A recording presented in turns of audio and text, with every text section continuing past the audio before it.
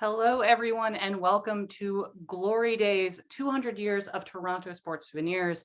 My name is Laura Carlson, and I am the Manager of Public Programs here at Heritage Toronto. Heritage Toronto is a charity and agency of the City of Toronto that celebrates our city's rich heritage and the diverse stories of its people, places, and events.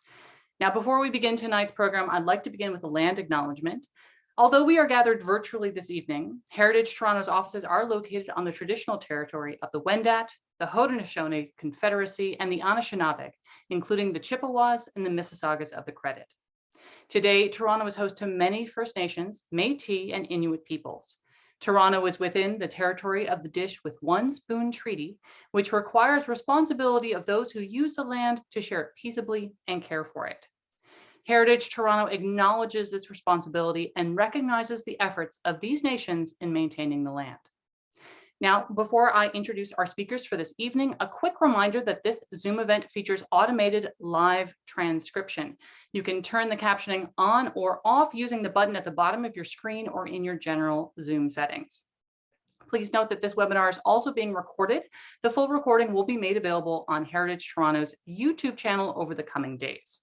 Heritage Toronto staff are also on hand to help with any tech-related issues. Now, I am honored to introduce our two speakers for the evening, Matthew Blackett and Wayne Reeves, co-editors of Spacing's recent book, Souvenirs of Toronto Sports. Matthew Blackett is the publisher, creative director, and one of the founders of Spacing magazine. He is also a graphic artist, product designer, and a deeply committed advocate for Toronto. Now, our other presenter, the co-editor, is Wayne Reeves, Chief Curator Emeritus for Toronto History Museums, where he oversaw the city's artifact and fine art collections and developed major exhibitions for the city's 10 historic site museums. He's a frequent collaborator with Spacing, contributing magazine articles and co-authoring and co-editing 2 of its books. Now, for this book in particular, Matthew and Wayne combed through over 150,000 artifacts in the City of Toronto's museum collections to tell some of the great stories of Toronto's athletic history. From the guns used in shooting competitions at Fort York, to Ned Hanlon's rowing oar, to a ticket from the first Blue Jays game at the Sky Dome, the souvenir showcased in this book from over 200 years of Toronto's history gives us a glimpse into our city's sporting legends. So before I hand things off to Matt and Wayne, a very quick reminder that if you wish to submit a question during the presentation, please use the Q&A feature, not the general chat window. You can usually find the Q&A button at the bottom of your Zoom window or sometimes at the top right if you're connecting from an iPad or a tablet. And of course, you're welcome to submit questions at any point during the event. And now I will hand things off to Wayne and Matt. Well, hello, it's great to be here. It seems weird to be greeting people when you're not actually in front of us. I wish there was like a laugh track or some applause or something that we could kind of press a button for and feel a little bit more lively. But soon enough, we'll be able to see each other. I'm really honored to be here. This is the second time I've been able to do a panel with Heritage Toronto about a book that Spacing has published. And so it's been great to have the honor to work with Wayne again on a great book. So I'm going to start a little presentation here that Wayne and I can kind of walk you through. So give me one sec here. I hope everyone can see this. This is the cover of our book.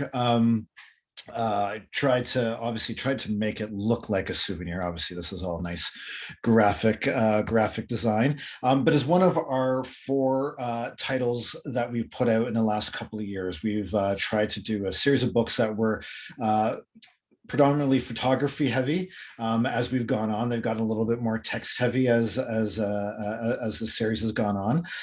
But this is the last one in the 4. So this is Souvenirs of Toronto Sports. Previously, we released Package Toronto, which Wayne and I worked on. This book and Package Toronto are very similar in the sense of their approaches that we went through the City of Toronto's a vast museum collection. 150,000 objects are in that collection. We didn't go go through all of them, but we knew where to look, or we started to poke around in different collections that the museum department had. We found some great stuff, both sporting related and previously packaging, that stuff that was made here in Toronto, designed in Toronto for Torontonians to consume. So these are kind of like sister books to each other. And then we previously released Remnants of Mid-Century Toronto, which is a pretty heavy photography heavy book focused on the architecture in the city after World War II. This just recently won a Lieutenant Governor's Award for Excellence in Conservation. So we're very excited about that book. And then I released a book that was almost 100% photography, which was documenting Toronto laneways in the West End just before laneway suites became legalized. And I wanted to make sure that there was a bit of a record of how our city looked at that time before our laneways and backyards began to be transformed. So this is where you find Souvenirs of Toronto Sports in our series of books. So I hope instantly for a lot of you that these badges evoke some sort of nostalgia, because when I opened up this plastic bag and in the collection and these poured out, I was instantly transported back to my early grade school days and high school days, and earning these for the teams that I played on, and many of us have played on. So tonight, what we're going to do is we're going to kind of situate our book in the very, very contemporary context of today. Right now, we have 3 sports teams very active. The baseball season has started. The basketball season, I hope, is going to continue. And the hockey season is about to wind down, and the playoffs are about to start. And hopefully that continues. And so hopefully our luck on the Maple Leafs front will change. So what we're going to do is we're going to go over items in our book from these kind of 3 kind of sports. So I'm going to turn it over to Wayne here, because Wayne, I think, can really kind of situate some of the museum's collection or artifacts in the collection as it relates to baseball. Thanks, Matt, and thanks again to Heritage Toronto for helping to showcase this wonderful book. And as Matt says, baseball is pretty timely right now. We're looking at hopefully getting back at Boston tonight. The Raptors are playing, the Leafs are in full flight. But what we're going to show through the slides tonight are actually some screenshots of the actual book to give you a sense of the flavor of it. Very, very object rich, very visual, but also a number of really great essays by a wide range of contributors. And for me, pro sports in terms of team sports in Toronto really begins with baseball. 1885, we get our first pro team. And very quickly, it morphs into our very first Toronto Maple Leafs. So before there was hockey, there was baseball. But what I like is the interplay between pro and amateur sports. Here's an image when floodlighting appeared at the Sunnyside Ladies Softball Stadium down on the waterfront in 1930. The women of Toronto, for once, actually triumphed over the men in terms of getting a really great facility. There were stars like Doris Butwell. We're looking at her jersey here, donated by her daughter a couple of years ago, along with a lot of other really interesting objects that showcase the role of women's amateur sport. Maybe we can go back one, Matt. Here's Doris in her Lakeside Ladies Athletic Club uniform. What we found through this project was that the 1920s, when Butwell was flourishing, was the golden age of women's sports in Canada. She created scrapbooks of her and her peers and her boyfriends who were also amateur athletes, and gives a really wonderful perspective on gender and sport. Her diaries came in as part of this collection, and I love, it's hard to make out, but she's typewritten at least part of her diary, and she says, well, this is the last page in this diary as I quit or quite work today. Maybe it will be continued before long, as it won't be long soon. She was a huge star where all of the Toronto daily newspapers loved covering amateur sport, both male and female. And so this really gives a wonderful perspective on her career until she got married and left sports in the early 1930s. Another great feeder system for Toronto sport has been the city playground system. Established in 1913 and still going. It's only been very recently that participation medals have been given out. These are all awards for winning teams and individuals. And you can see here, I love, there's a woman racer or a girl racer in her bloomers. There are two girls playing baseball, again in their bloomers. But again, this was a way of recognizing merit and achievement within the city system. And I know Spacey and especially Matt are really interested in working through some of this imagery, the insignia of the city playgrounds system that may just appear on a T-shirt or a baseball cap sometime in the near future. It's true. We're trying to see how we can bring this to a nice hat or some sort of merchandise, because it's a pretty sharp logo. I quite like it. Okay. Oh, and this, yeah, here we go. Oh, this is the Lizzie's the Elizabeth Street Playground boys baseball winning team. And again, in the book, we have a really interesting essay that looks at how amateur sport among the youth of the city was seen as a form of acculturation for all these young immigrants flooding into Toronto, and bringing people together as teammates on the playing fields of the city. And if you've been to the Bob Abate Rec Center, then you'll know that it's still the home of the Lizzies. A couple of objects. I was out with my sister recently. She had read the book and said, hey, you remember when I was pregnant, I was about to give birth and I had to give you my tickets to the Jays' first game in 1989. Is that what's in the book? And the answer was no, that comes from the City Museum collection. But again, there's what, 50,000 of these tickets and keychains still floating around, along with a lot of other Skydome memorabilia. You know what? We want to talk about this button here? Yeah. You may be aware of, there's been famous incidences in the print media where elections have been prematurely called and winners have been announced. This button is a part of the city's collection, and it's a premature and stillborn artifact because the Blue Jays did not become the American League champions in 1985. They did not go on to the World Series. I'm peeved to this day because they expanded the format for the American League Championship Series from 5 games to 7. We would have won if we went, because we won 3 of the first 5 games, but then Kansas City went on to beat us and go on to take the World Series.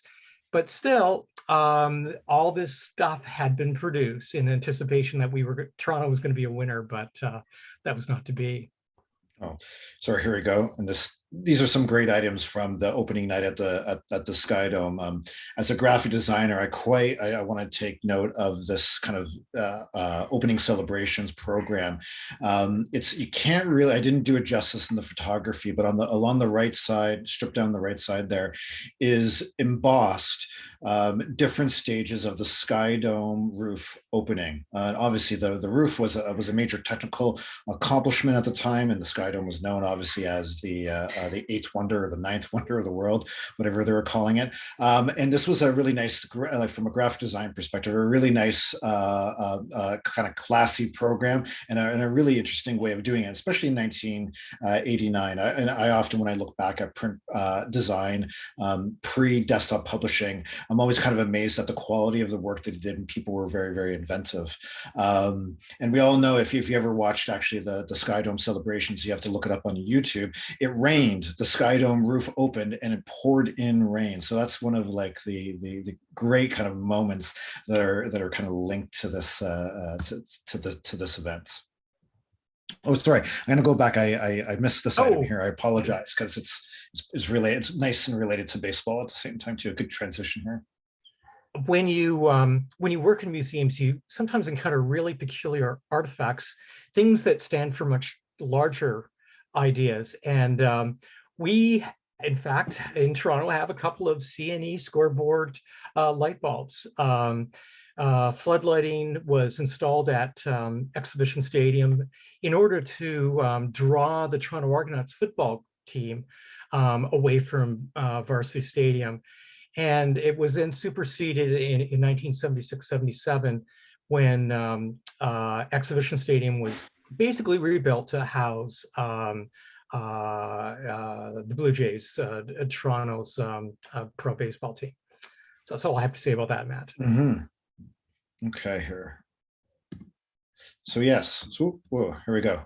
The many Toronto Maple Leafs. So this is a chapter, one of the chapters in our book where Jamie Bradburn wrote for us, and it's a good transition, because most of us, and including myself, when I was young, was I'm a hockey fan. I'm a hockey fan at heart, and then as I learned over a while that the Toronto Maple Leafs hockey team was not the first Maple Leafs team. This button is for the Toronto Maple Leafs hockey team, but that wasn't always the case.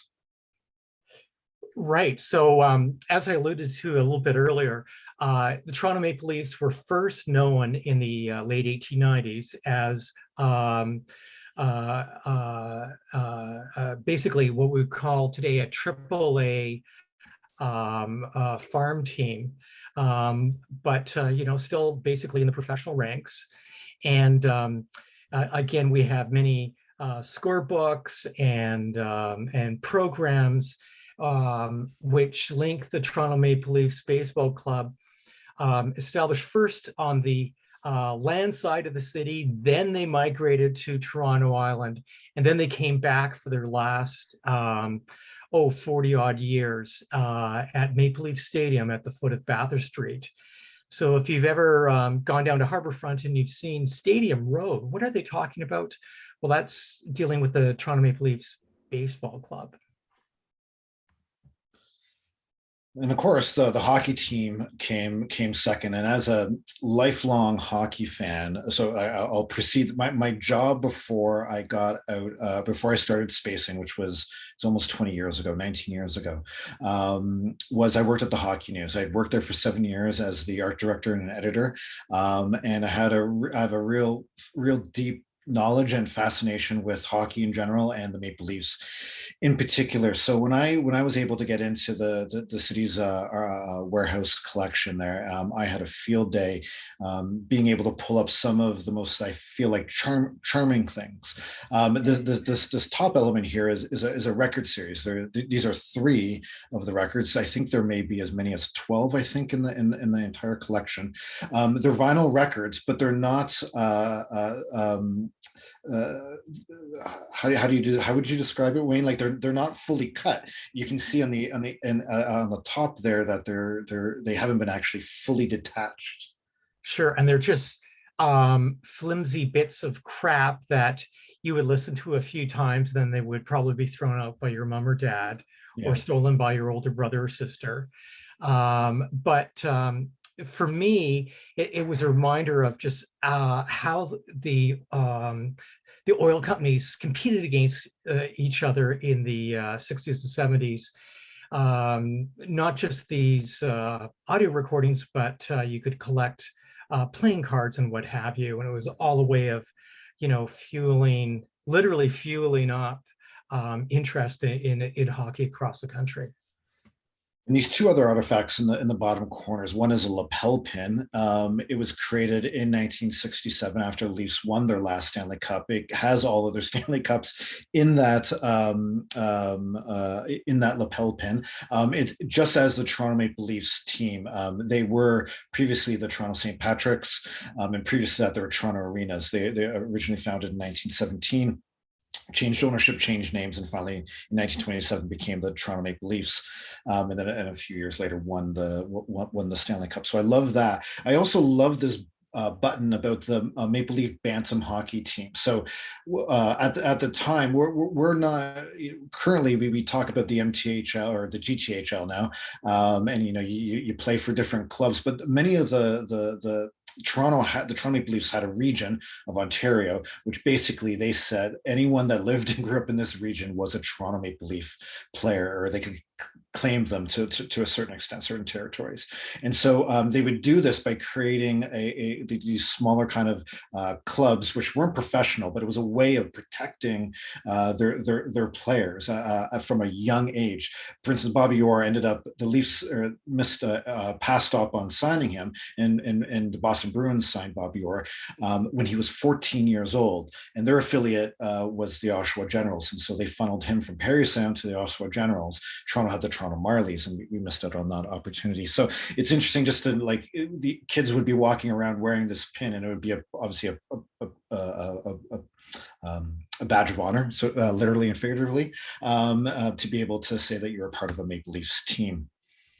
And so these ones, Wayne could talk maybe a little bit about these, but I grew up collecting hockey cards. But I remember at a young age, my dad handing me a box of stuff that he had taken from his parents' place, and inside were these sheriff pudding coins, and there also, they would come in almost like marble type of things, like these little round glass or plastic things, and I always found them really charming, but I never really knew what they were. And then obviously talking to Wayne, I got a little bit of a deeper background, and maybe you can talk a little bit more about this.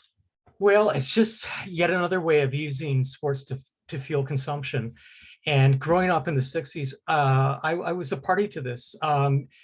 My sister and I would badger my mom to buy yet more Sheriff chocolate pudding so we could get yet another counter to add to our collection. So again, it's a really interesting way of how marketing and products are cross-promoted. And, I probably love chocolate pudding to this day. I'm still not sick of it, thanks to some of these coins that arrived in the packaging.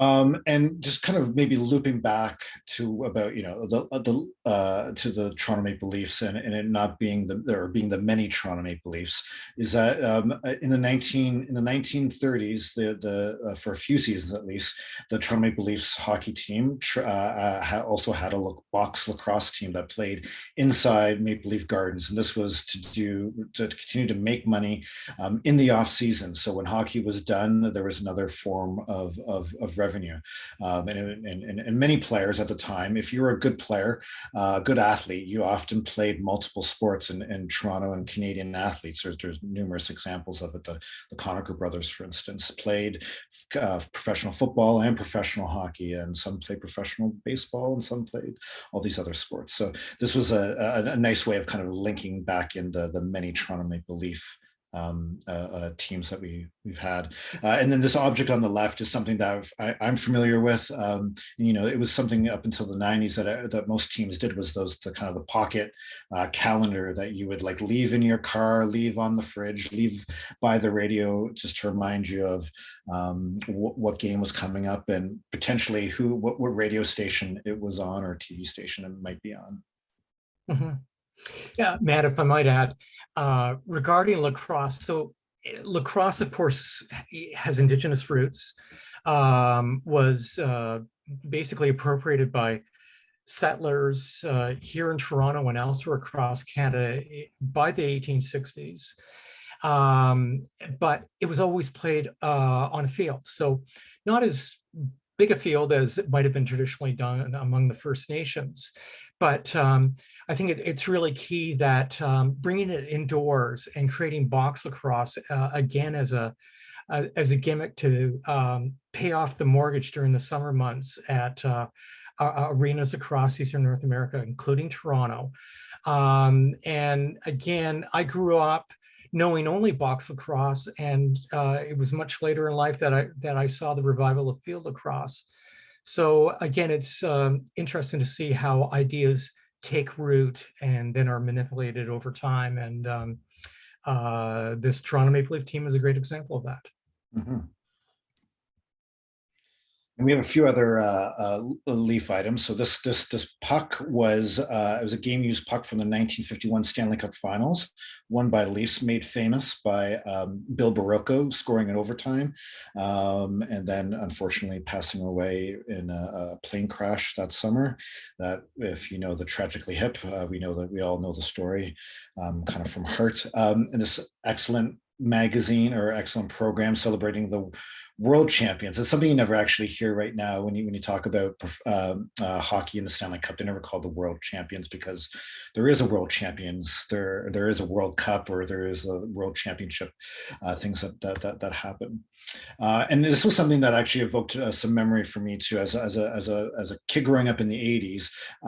King Clancy and Harold Ballard played an oversized role in the Maple Leafs at the time. Harold Ballard being the owner at the time, and King Clancy being his kind of sidekick that would sit in the bunker, they would call it, and watch Leaf games from just beside the gold section of seats. But when King Clancy passed away, it was I remember it being a very sad day. And so this was a commemorative patch that the Leafs wore for the rest of the season in 1986. Clancy obviously being a proud Irishman, and King being his nickname. And it's a replica of like the Toronto Marley logo as well too. It's on there. And then this is our last item, I think, in regards to hockey is I get charmed by packaging. This was something I actually wanted to try to put in our package Toronto thing, but I saved it because I knew we were doing the sports issue, and there's a fantastic set of skates from the 1950s that are in there, and it's a big box, and so many of us are kind of used to buying skates in this kind of way, in those nice boxes, and bringing them home. And then maybe Wayne, you can maybe talk about these ankle support. It looked like a city-made torture device, quite frankly. But you would find a way of attaching these to the metal skate, and then binding them around your ankle. Glad to say they're no longer in production. But what I find really interesting is when people have said, what do you mean by CCM match set? And it's referring to a match set of skates. And again, this gets back to the ankle supports, where you basically had to have separate boots and blades, bolt them together or strap them together, and then on top of that, you could add on a pair of ankle supports. So by the mid-1930s, CCM had realized we're losing ground to Bauer as a competitor in the hockey market. Why don't we just design a match set that integrates boot and skate, or boot and blade? And again, what we take for granted today was something that your grandparents or great grandparents might have looked at and said, "Oh, what a great idea!" So self-evident in its simplicity, but CCM made a lot of money starting in the 30s from this innovation. So transition, sorry, I'm a little wrong about the hockey. I forgot I got a whole bunch more stuff here to show you. So I grew up actually playing in the NYHL. That was my first competitive hockey league. I played A for a few years for the Willowdale Blackhawks. So when I came across, I believe this is Morris Norman. Is that the correct? Morris Norman and Larry Becker, two of the greatest donors to the city's artifact collection. Fantastic collection of stuff. If you want to go look for these things, look in those two collections, because some amazing stuff. So dating back very far. So hockey is in Toronto is very reflective. The growth of hockey is very reflective of the growth of the city, where when you start to see new housing, new neighborhoods being built. You saw new arenas being built there as well. And Toronto, the GTHL, which used to be called the MTHL, which used to be called the THL. Is the largest youth hockey league in the world. We have 51 clubs, 577 teams, and over 50,000 kids playing. And one of the great arenas in the city's inventory is North York Centennial Center, now known as Herb Carnegie Arena up in North York at Bathurst and Finch. And so this is kind of the evolution of it, and how quickly you could make a plan in 1964. 65, it already had a frame. In 67, it was wide open and used for the public. And a real nice modern design too at that. And I used to go there and see international hockey. The SO Cup that we played was for Pee-wees in the 1980s. And I got to see future NHLers when they were like 12 and 13 years old, coming over from Finland and Sweden, playing in this arena. I think it could hold up to like 1,500 people. It's a fantastic place. And then the other thing that was, so again, part of this collection was seeing all of these wonderful badges that would have been on those leather sleeved felt jackets of the 1970s or 60s, 70s, and 80s. And these are some of the clubs that I pulled out. So, from Royal York and Etobicoke, and Finchurst up in North York, and the Toronto Flames, which I believe might have been in downtown Toronto. And then let's see here. And then some other ones from the Silver Stick tournaments. I actually played in this tournament here in 1982, the North York Bantam tournaments, and Don Mills Flyers, which is an organization that's still producing fantastic players like local boy Mitch Marner. So yeah, so that we have a great story in the issue on these. I use these as an inspiration for our writer Adam Proto, who used to write for the Hockey News or still writes for the Hockey News, I should say. And he talked to Jason Spezza of the Toronto Maple Leafs about access to hockey and about traveling around in the cars from place to place. Jason Spezza's father was his coach, so there was a lot of driving, a lot of places to go, and just kind of the access to arenas, and how much Jason Spezza values older arenas like George Bell, where he played a lot, and Toronto has a lot of great arenas.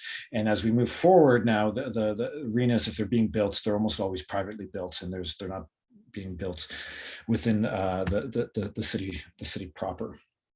So it gives us a chance now to transition into basketball. We're in the playoffs. Hopefully we're going to bounce back. We're down 2 games. The Raptors are down 2-0 to the 76ers.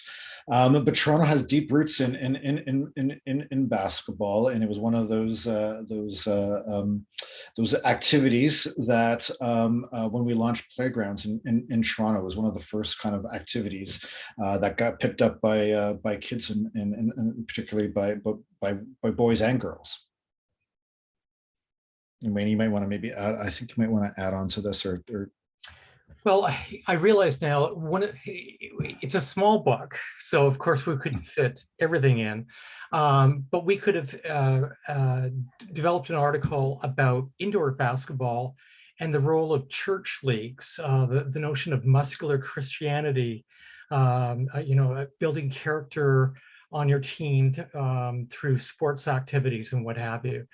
So again, this is an image from 1913, but at that same time, there were dozens of church leagues going strong. And when you think of parish halls, or why some of the older churches have gym-size facilities within them, it was to keep, especially the young males of the congregation, engaged when they were not upstairs in the church per se. Mhm. So just an observation on the nuances of amateur athletics in the city.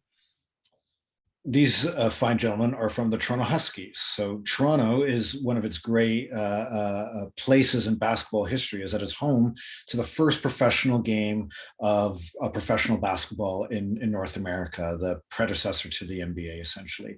And the Toronto Huskies were played in that first game. They didn't last very long. They only lasted a few seasons. But if you go into the city of Toronto's archives, you will find a number of photographs. And I still wish that when the Raptors launched, that they were called the Toronto Huskies. I really thought that would have been a really nice throwback. I appreciate the Raptors' willingness to do the throwback jerseys on occasions, but I really wish that we had embraced this a little bit more. And so it was. This was a 1946 poster that was displayed in Toronto streetcars, the same that as you would see in a Toronto subway up high. They used to have these placed up a little bit higher. So this is a fantastic. This is about I would say. What's this? Is about 3 feet wide or so, Wayne. Right. I would say it's about that 36, maybe 40 inches wide. It's a really good size. It was a real challenge to photograph. I'll tell you that. I was standing on a lot of things to kind of get a good angle with this one. And you have to love the composition of the league: New York, Toronto, Detroit, Cleveland, and the Providence Steamrollers as well. So someone had deep pockets, out there in Rhode Island. And again, it was the Basketball Association of America, a short-lived entity, kind of as short-lived as the shorts that we're looking at right here. Yeah. But would eventually morph into the NBA and the ABA. What I like is the prices of the tickets: $2.50 for boxes and rails. Rails would be, I guess, you get a good standing. I wouldn't know exactly. That could be the blues, the ends of Maple Leaf Gardens at the time there. The green section, the floor and blue section, the gray section, which is up in the top, 75 cents, and then a 10% discount on top of that. So if you got season's tickets in the gray section, you get 65 cents a ticket there, maybe. And then I do quite like this pom-pom that there's not a lot of Raptors stuff in the city's collection. That's partly due to their newness in the context of the city's history. But this is a nice little one that was obviously given out pretty early in the Raptors years, in the early formative years, from one of its sponsors. To use, often you see basketball games as fans behind the basket during a foul attempt by the opposition. They'll wave these things. So I think I quite remember, or I remember that these were used like that at the time.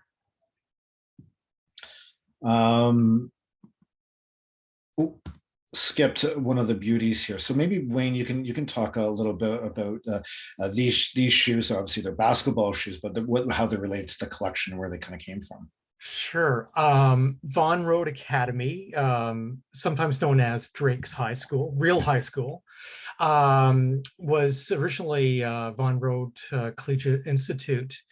The facility, the school has closed, but the facility survives.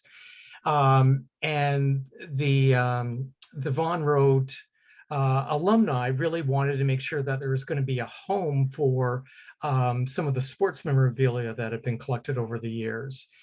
And so we were really lucky to get, the high school flavor of sport in the city.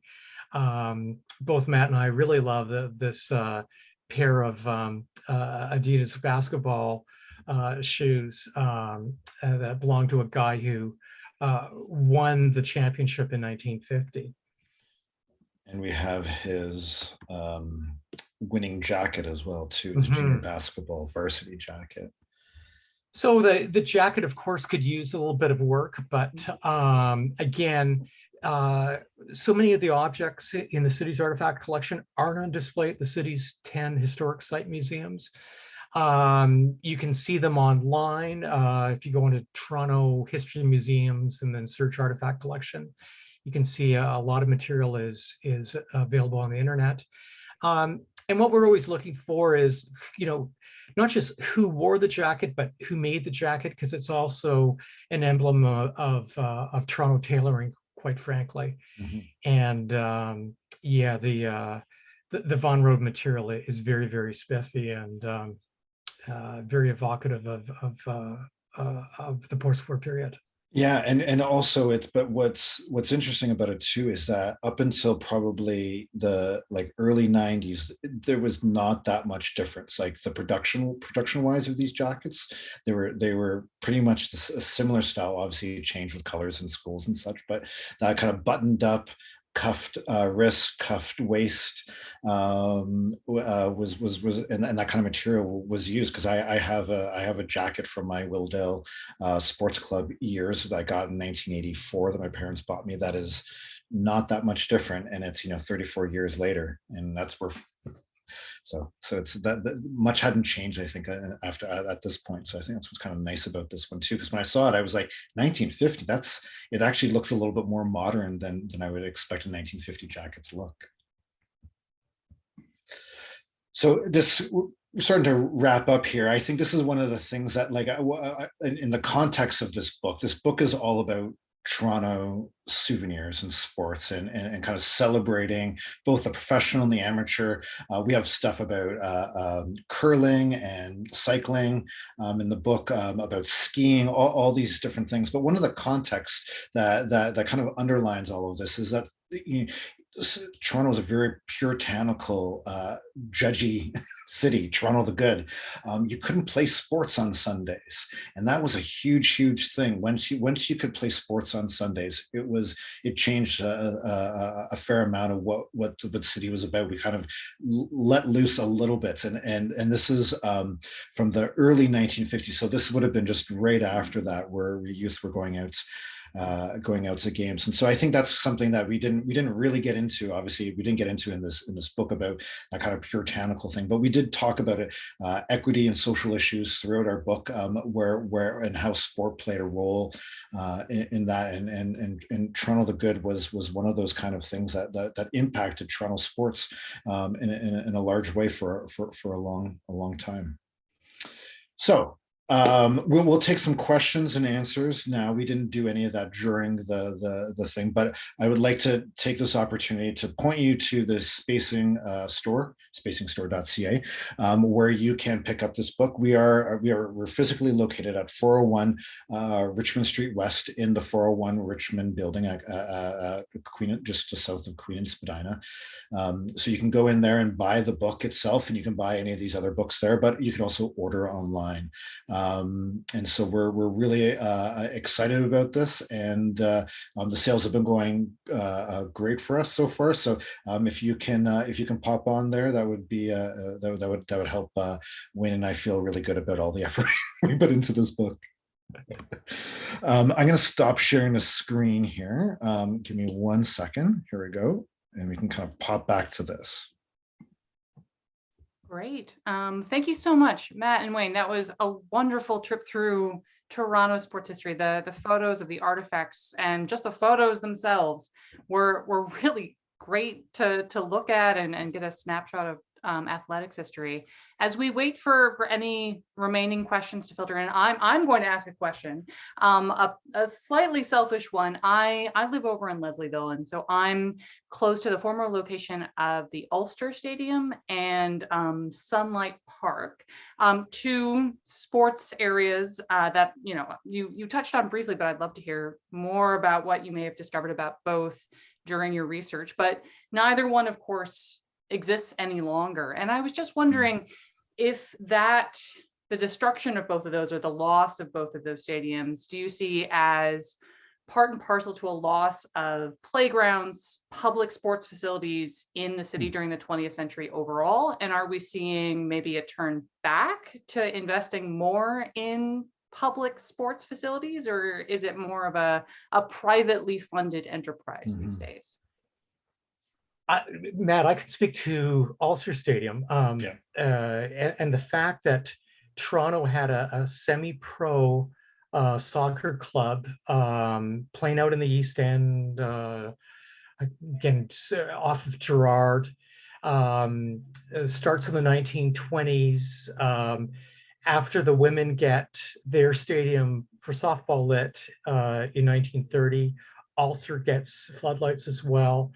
And it survives as a privately owned institution until the early 40s, and basically gets sold off for urban development.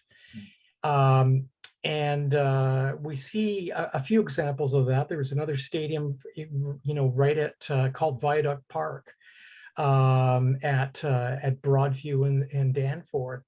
So some of these facilities we've known have been vulnerable. The bigger they are, the more vulnerable they seem to be. Matt and I, for example, I think we counted up 43 golf courses that have been closed since the early 1900s. And right up to just a few years ago, the most recent one was the City Place Golf Course, a 9-holer at Spadina and Fort York Boulevard, that was put in as a holding measure before the condos went up. And so I think that really speaks to the vulnerability of large tracts of land, especially if they're privately owned. Fortunately, we've been growing more arenas than losing them, as Matt's already indicated. But the story of Ulster Stadium is a really interesting one, and actually became an election issue in the early 1940s that said we need more athletic fields for the city's youth and young adults. Thank you both for that. That's actually prompted a question from Colin, who was wondering about any of the maybe golf artifacts that you may have found in your research. That is really interesting, and I'm just flipping through the book so that I make sure I have my storyline. On projects like this, you're dealing with electronic databases. You get out, you actually look at the objects, and then you try to contextualize them. So for Colin, page 11 of the book, you'll find a photo of George S. Lyon playing as part of a foursome with either Mabel Thompson or Florence Harvey at Lambton Golf Club. And what's really amazing is that I started to learn about the city's affection for the game. I got to know what George S. Lyon looked like, and then I actually found a photo of him in the artifacts collection. But he was one of the earliest Canadian gold medalists. So a Toronto boy, basically is the pro at the Lambton Golf Club. And, he was the Olympic champion for over a century, because golf disappeared from the Summer Olympics and has only recently returned. But it was great to see this mixing of men and women playing together. And the press made a huge thing of this in 1906, when these two women, who were the ladies champions, as they were called, of Canada, played with George S. Lyon and another male golfer. And I have to say, the hairs go up on the back of your neck when you realize that you've come across something really significant. Like, well, it's a photo, it's in the collection, but we don't really know what it is. And to actually sketch out the background of the artifacts is extremely rewarding. I think that's been some of the richest experience that I've had, has been able to, I'm not a historian or a curator like Wayne, so I'm going in with like kind of pure eyes, and I get charmed by things pretty easily, whether it's from their design or their color or what they look like. And so I'll find something and I'll be like, oh, this is so cool. Wayne, tell me about it. And he'll tell this fantastically rich story about how something like this. So golf was good. Some of the other things I think related to golf is there was some stuff around curling and clubs initially. So they would start out as a club, and sometimes they would move further out, and then they become a golf club or a country club, and curling would move away from it. Or like cycling, often there was curling and cycling clubs initially, and then they would just become a curling club, or they just became a cycling club. So a lot of these athletic clubs started as one thing, became a couple of things, and then decided to focus on one thing. And I think one thing that Wayne was almost like alluding to is like in a project like this too, is that we come across a lot of objects, we come across a lot of things. I photograph a lot of things, but they don't get into the book. And it's just because we can't either necessarily contextualize it, or it doesn't fit with some of the stuff that we're doing. And so we miss out on a lot of things. We really have hardly anything about football in this book. It's partly because there's not a lot of football stuff in the collection, even though Toronto has a large kind of footballing history with the Argonauts and various U of T and different things. But it was just something that we were like, well, we have to make a decision what we want to do. And right now too, like we decided to put in soccer football instead of football, because soccer is a huge and growing sport. And so one of the great things that we have in it is Sir Stanley Matthews, one of the soccer's legends. I didn't know this until I was looking at these objects, is that he actually played for a club here in Toronto City, a professional club in the 1960s. He played 2 seasons here. It was at the end of his career, but that's a pretty remarkable thing, and we don't actually really like know that. So that was one of those interesting things that were able to kind of discover, or I was able to discover at least in this process. And that actually touches on the questions are just flying in now Okay, about soccer from Alex with Toronto FC season up and running. I'm curious about any soccer souvenirs you may have come across. So I think you may have just touched on that, but if there are any other gems, I think Alex is ready and willing to hear them. There was there was a couple of things. I think maybe one of the most charming was, I mean, we did include it in the book, is the Eatonia Cup. So Eaton's had a department cross company wide soccer tournaments league that they ran every year, and there's a cup, and in each year it's got 1942. It's the Queen team that won, the Queen Street branch. Another one, it's the Warehouse branch. Another one, it's the Electricians or something like that they won, and it runs up until from the 30s up until the 60s. So we got some great stuff. And then I added, for my personal collection, I have the TFC scarf from the first game that they played. If you're a season ticket holder, you got the scarf as your ticket of entry, and so we were able to include that in the book. So maybe not so much on the artifact front, but on the storytelling front, we have a great short essay by Ricardo Lamonaco, who has thought and written quite a bit about the significance of the 1982 World Cup win by Italy and what it meant for Italian Canadians, and especially Torontonians of Italian descent. Really the flourishing of one of Toronto's really significant ethnic cultures coming out and parading in public for the first time, and really feeling pride in their city, pride in their culture. And it's a really nice essay that frames that really interesting intersection between sport and culture. We have a question from Mitchell about whether or not you could touch on the history of the basketball court at St. Lawrence Hall. I'm drawing a blank. I don't know anything about that. I'm drawing a blank as well. Okay. Oh, so Mitchell, right. you're gonna have to Mitchell's gonna have to do some research and update us on it. All right. And then we have an anonymous question about whether and the extent to which the book touches on cricket, which I think you mentioned, but any other details on cricket in Toronto sports history would be great. So I from a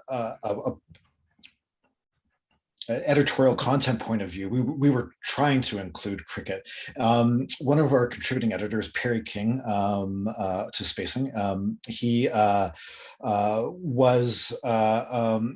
wrote a book called Rebound recently, and he did a fantastic dive on cricket in the city, and it was about how initially it was a very settler colonial sports, and then it became a sport amongst the people that had been colonized, and then it came out of flavor amongst the colonists, and then has been brought back to life by people from India and other parts of the world where the game has kind of flourished and have kind of made it their own.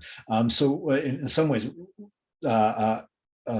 Perry had done the justice in the story that I think that we would probably had wanted to tell, and so we just didn't necessarily want to repeat that. He's a colleague of ours, and so I think he did it. So if you're actually looking for a really good story about cricket in Toronto, you should pick up the book Rebound by Perry King, because it's a fantastic book in and of itself, but also it kind of deals with the history you may be looking for. Mm-hmm. Great. I know in the text we touched a little bit on the early rise of sporting associations in the city, curling being one of them, but cricket is also very early, going back to the 1820s, and it was a sport of the elites within the city. Garrison officers would participate. And it's really interesting to see the shift by the 1870s, where cricket is being challenged by baseball as the sport of the people. And I have a lovely quote from an official City of Toronto history from 1934 that just heaps scorn on people who go to baseball games. And bemoans the slow ongoing decline of cricket within the city. But we certainly take note that even though it had retreated into longstanding institutions like the Toronto Cricket, Curling, and Skating Club, if I have that correct,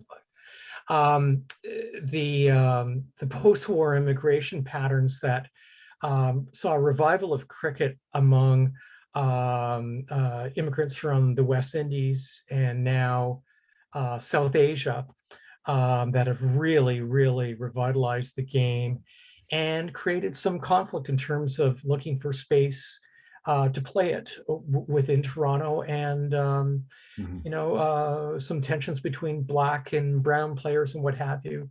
So it's a fascinating story, and Perry King teases it out really nicely in Rebound.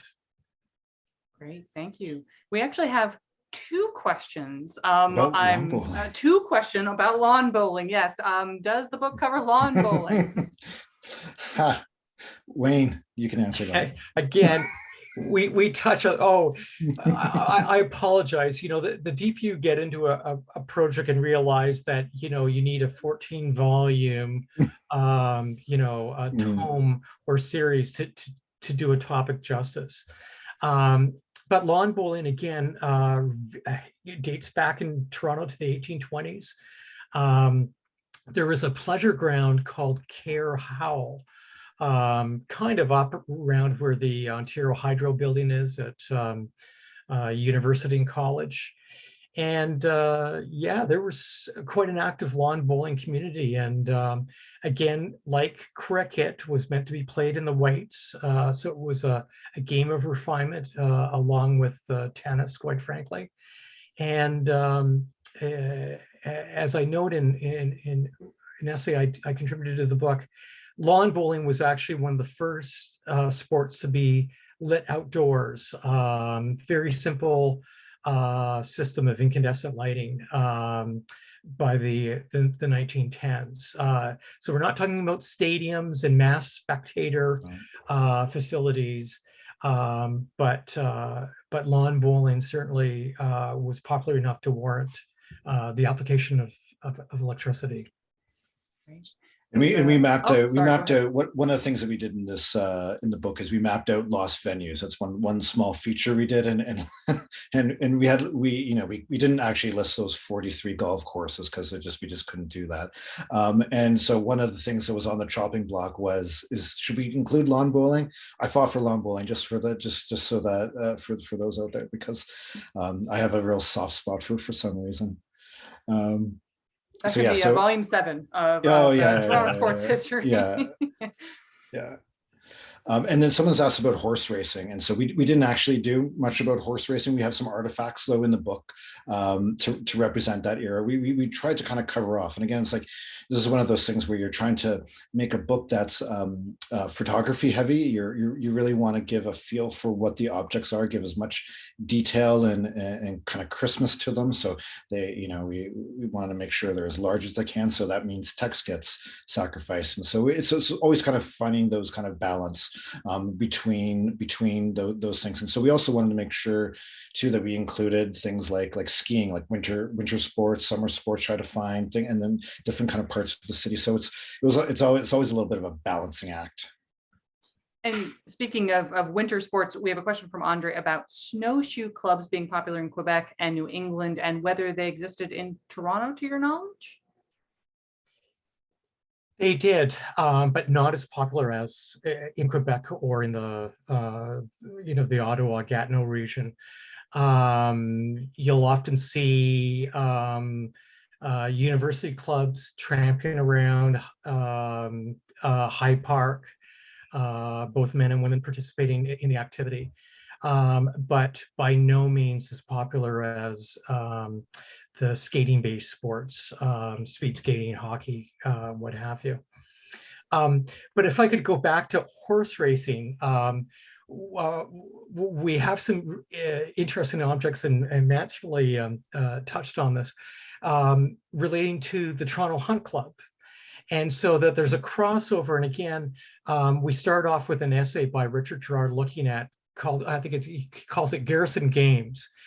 And just how popular horse racing was without formalized tracks being created. Starting, we know, as early as 1793, the wife of the lieutenant governor, Mrs. Elizabeth Simcoe, was out there on the peninsula, now known as Toronto Island, racing her husband's aide-de-camp. And so, there's a lot of, there's an interesting story about how organization takes shape and clubs get formed and facilities get built and change happens. But I think horse racing may have, in terms of textual documentation, it may be the oldest sport in the city, again, going back to 1793. Mm-hmm. And Matt and I, we took on a handful of lost race courses in our mapping of lost facilities. Yeah, and so you get things like the TGC yard at Bathurst and Davenport, which used to be a race course. The Dufferin Mall used to be a race course. Obviously, Woodbine out in towards the beaches used to be a course. So yeah, it kind of, horse racing is you could probably do a parallel story to the golf courses. It's about land and size and how they get slowly swallowed up by developments or other things, whether it be employment lands and those types of stuff. So yeah, there's so much. I like, if we could probably, if we wanted to do, there's a book out there about weird sports in Toronto, like just the weird sports that have happened or the odd things, and you can just go through the City of Toronto's photo archives to take a look. So we could have done stuff on like sailboat racing on the ice, like like in Toronto Harbor at the turn of the century. There's lots of like really interesting things like that you find in there. Although there was police games where different police forces would come into the city and wrestle each other or tug of wars and stuff like that. So there's lots of fun stuff. If Adam Bunch is listening, there's a free idea for one of his future books. So this touches on your point, Matt, and to the earlier question about lawn bowling. Did you know that 5-pin bowling was actually, that we think it's the only sport that was invented in Toronto, 1909, and it warmed my heart that we had one object in the artifact collection, a manual written by Mabel McDowell, champion bowler and chief instructress for the Toronto Star 5-pin bowling clinic. Again, in terms of weird and wacky recreational activities, Toronto's had them in spades. Yeah. We seem to be winding down, so I'll do one last call for questions, but we do have one from Ryan. Anything from, and I hope I'm saying this right, Ravenna Gardens? I think it was in is it in our lost venues? Because there used to be a stadium, and when we use the term stadium is much different than there, right? It was 400 people, 300 people, and it's just a bunch of wood planks kind of put up, right? Yeah, and I think morphed into an arena as well.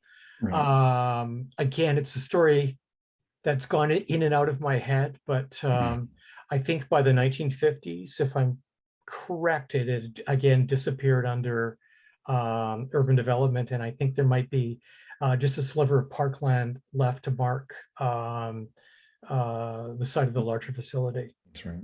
But I think we've mentioned this many times. Sport wasn't entirely provided for by the municipal government. There were lots of private actors and clubs and associations that were in the game as well. And over time, as taste changed and debts had to be paid off, the rising taxes on big pieces of land, again, you can see that pattern of urban development, literally shoving aside and paving over some of these sporting venues. I think that's what's really exciting about the series of books that we've done. We've taken different topics, different kind of focus, but have teased out the story of the city's history in many different ways over a long period of time. So we can tell Toronto's story through sports and through souvenirs, and we can tell Toronto's history through the packaging and the design and the everyday objects that we've used. And we can tell the story of Toronto through modernist buildings and its developments and what the ones that are being torn down and the places that they were built over. So I think that's really I think that's what this book series has done. And I think this is what we've tried to do with Souvenirs of Toronto, is be able to kind of tease out the city's stories in unique and different ways. And I just like to say a real thank you to Wayne, because him and his staff at the city's art museum collection gave me a lot of access that I don't think a lot of people get, because we're able to combine and really dive deep into this book. And I was able to handle objects that were 150 years old or almost 200 years old. Or in the previous book of Package Toronto, I spilt an ointment that was over 100 years old onto my hands, which stunk for days. So I appreciate that too, Wayne.